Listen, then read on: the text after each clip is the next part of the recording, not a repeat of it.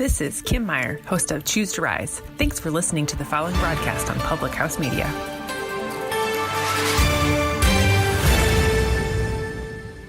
Hi, this is Emily. This is Lindsay. And this is Elizabeth, co-hosts of Beauties and Headcanons here on Public House Media.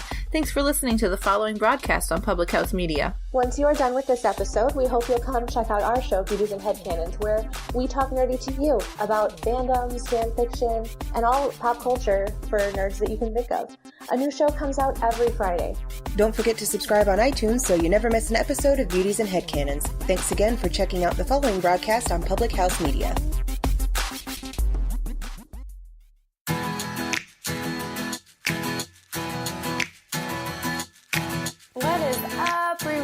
Crew.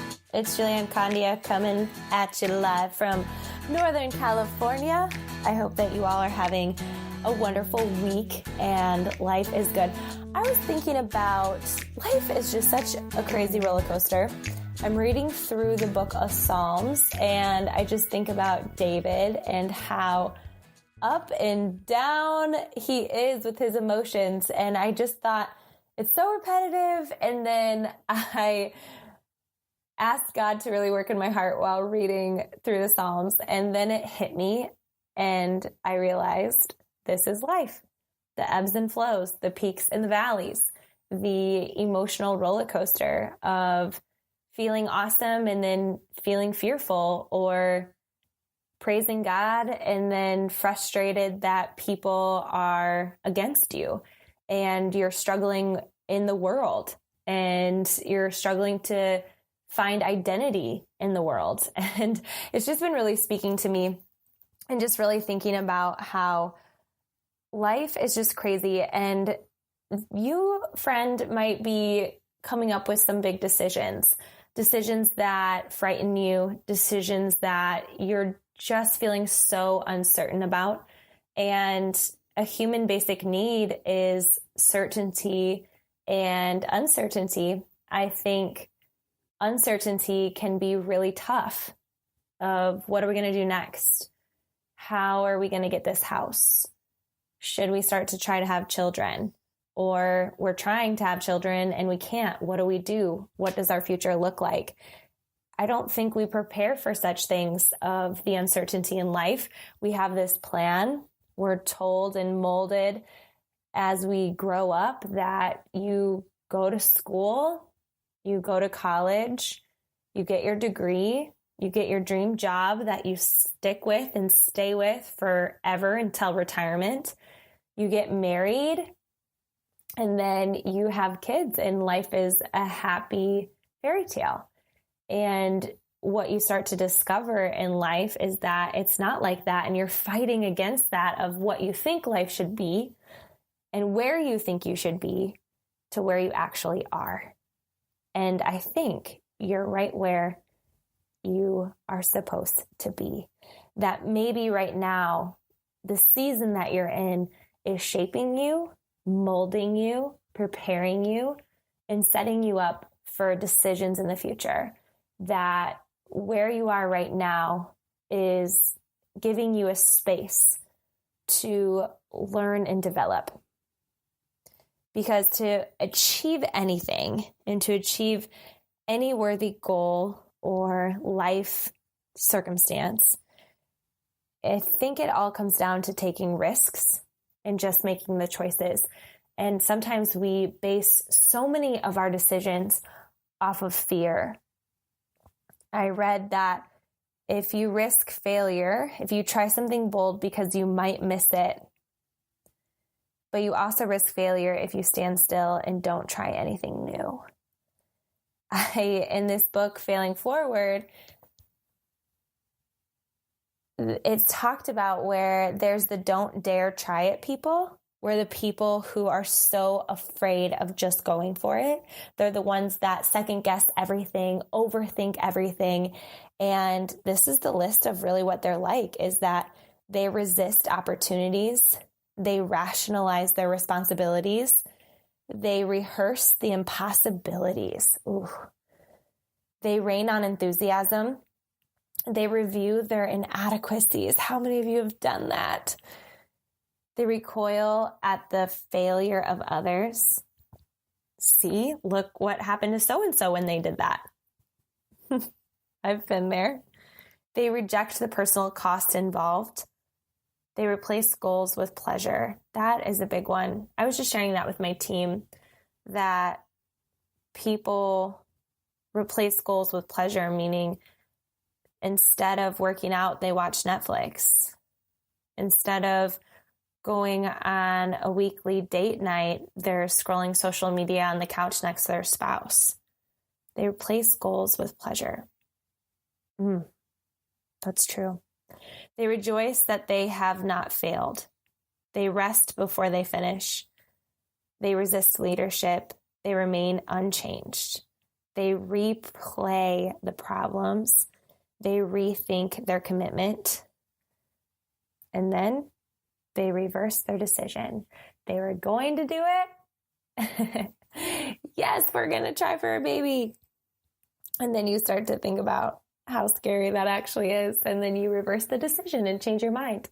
I'm going to propose to that girl. And then you start to think about, how can I financially do this? And then you reverse your decision. Those are some things that Eric and I have been through, that we had to work through. Definitely struggled through that.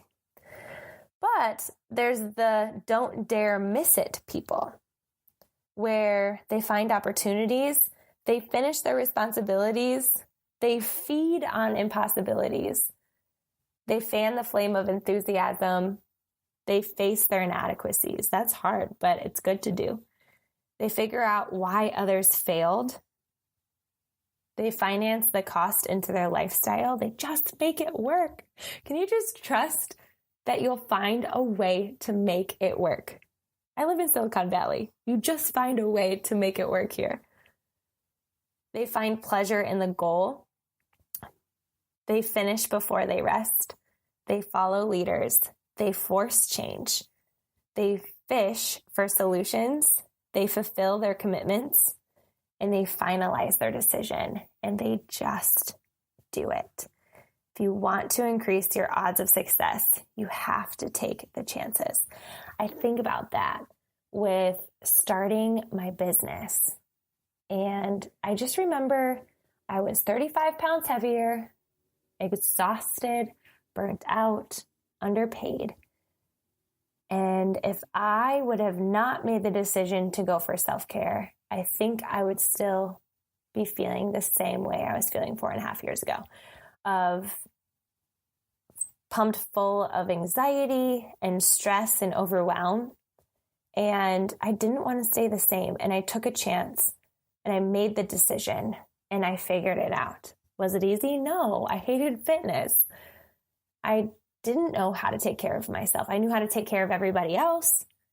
And I just made the decision. And I think that's just where it starts, is just making the decision to commit and making the decision to follow through and making the decision to work on your mindset.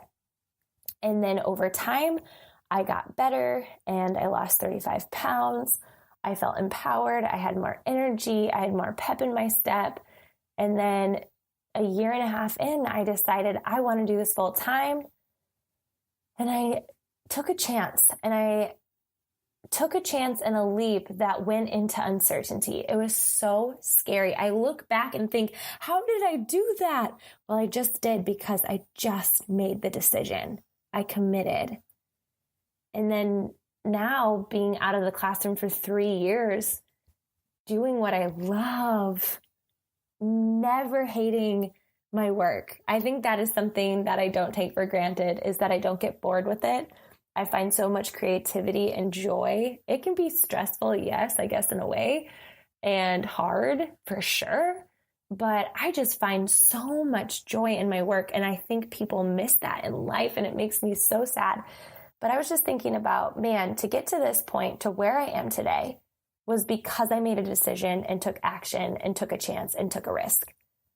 And I just didn't let my fear hold me back. And I know that's a lot easier said than done. I even think about, my friend gave me a mug and it says West Coast. And I look at that mug and it symbolizes something so much to me, of taking the chance and the leap to move across the country. how scary that was. We left Milwaukee loving it. We loved it. We had good friends and a good thing going there. And we left it because we felt God pulling us somewhere else. And we just knew if we didn't do it then, maybe we would never do it. And now I look and think about all the people who've come into my life, the growth we've experienced, the moments and memories we've created, and took that leap of how scary it was. And we were homesick for a full year. It was painful. I think I cried every day.